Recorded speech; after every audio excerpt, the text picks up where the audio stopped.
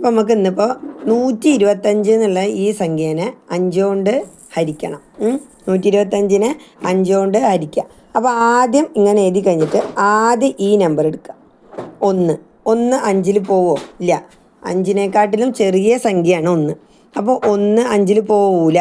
അങ്ങനെ വരുമ്പോൾ നമ്മൾ എന്ത് ചെയ്യണം? ചിലപ്പോൾ ആദ്യത്തെ സംഖ്യ തന്നെ 5-നേക്കാട്ടിലും വലുതാണെങ്കിൽ, ഹരിക്കേണ്ട സംഖ്യേനെക്കാട്ടിലും വലുതാണെങ്കിൽ ആദ്യം ആ സംഖ്യ എടുക്കുക. ഇതിപ്പോൾ ഈ സംഖ്യയിൽ എന്താണ്? ഹരിക്കേണ്ട സംഖ്യേനെക്കാട്ടിലും ചെറിയ സംഖ്യയാണ് ആദ്യം തന്നെ ഉള്ളത്. അപ്പോൾ നമ്മൾ എന്ത് ചെയ്യണം? ആ സംഖ്യ കഴിഞ്ഞിട്ടുള്ള സംഖ്യയും കൂടി ചേർത്തെടുക്കണം. അപ്പോൾ ഇവിടെ 12 നമ്മൾ എടുക്കണം. 12-ൽ 5 എത്ര പ്രാവശ്യം പോകും നോക്കണം. 12-ൽ 5 എത്ര പ്രാവശ്യം പോകുമെന്ന് എങ്ങനെയാണ് നോക്കുക? നമ്മളിവിടെ സൈഡിൽ 5-ന്റെ ഹരിക്കേണ്ട സംഖ്യ 5 അല്ലേ? ആ 5-ന്റെ ഗുണനപ്പട്ടിക എഴുതി വെക്കുക. 1 × 5 = 5, 2 × 5 = 10, 3 × 5 = 15 വരെ എഴുതുക. അതായത് ഈ സംഖ്യ നമുക്ക് കിട്ടേണ്ട സംഖ്യേനെയും കാട്ടിലും വലിയ സംഖ്യ വരെ എഴുതി വയ്ക്കുക. പക്ഷേ നമുക്ക് എടുക്കേണ്ടത് എന്താണ്? ഈ സംഖ്യേനെയും കാട്ടിലും ചെറിയ സംഖ്യയല്ലേ അതിൽ പോവുള്ളൂ നോക്കുക. 12 5-ന്റെ ഗുണനപ്പട്ടികയിൽ ഇല്ല. ചില സംഖ്യ നമുക്ക് ഇങ്ങനെ എടുക്കുമ്പോൾ തന്നെ അത് ആ ഹരിക്കേണ്ട സംഖ്യേൻ്റെ ഗുണനപ്പട്ടികയിൽ ഉണ്ടെങ്കിൽ ആ സംഖ്യ നമ്മൾ എടുക്കുക. പക്ഷേ ഇതിലിപ്പോൾ 12 5-ന്റെ ഗുണനപ്പട്ടികയിൽ ഇല്ലാത്ത സംഖ്യയാണ്. അപ്പോൾ നമ്മൾ എന്ത് ചെയ്യണം? ആ സംഖ്യേനെക്കാട്ടിലും ചെറിയ സംഖ്യ, ഇപ്പോൾ 15 പറഞ്ഞാൽ 12-നേക്കാട്ടും വലുതായി, അപ്പോൾ അത് പറ്റൂല.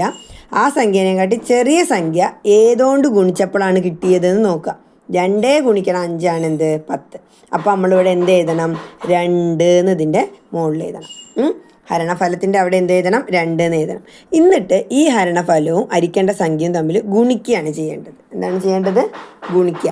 അപ്പോൾ 2 × 5 എത്രയാണെന്നുള്ളത് ഇതിൻ്റെ 12-ന്റെ ചോടിൽ എഴുതാം. 2 × 5 എത്രയാണ്? 10. അത് നമ്മളിവിടെ എഴുതാം. എന്നിട്ട് കുറയ്ക്കുക. 2-ന്ന് 0 പോയാൽ 2 തന്നെ. 2-ന്ന് 0 ഒന്നും കുറയ്ക്കാല്ലേ? അപ്പോൾ 2 തന്നെ ഉണ്ടാവുമല്ലോ. അപ്പോൾ 2. 1-ന്ന് 1 കുറച്ചാൽ 1-ന്ന് 1 കുറച്ചാൽ 0. അതേതാ? ഇനി 2-ൽ പോവാത്ത ചെറിയ സംഖ്യ അല്ലേ?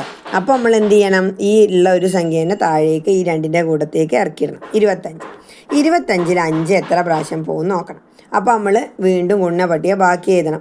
5-ന്റെ ഗുണനപ്പട്ടിക, ഹരിക്കേണ്ട സംഖ്യേൻ്റെ ഗുണനപ്പട്ടിക എഴുതണം. 4 × 5 = 20.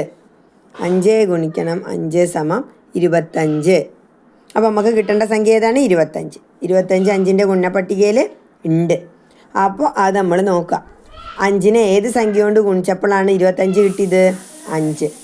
അപ്പോൾ ആ 5 ഇവിടെ എഴുതാം. എന്നിട്ട് അത് രണ്ടും നേരത്തെ മാതിരി തന്നെ ഇത് രണ്ടും കൂടി വീണ്ടും ഗുണിച്ചിട്ട് ഇവിടെ എഴുതാം. 5 × 5 = 25. 5 × 5 = 25. അത് 25-ന്റെ അടിയിൽ എഴുതിയിട്ട് കുറയ്ക്കുക. അപ്പോൾ 5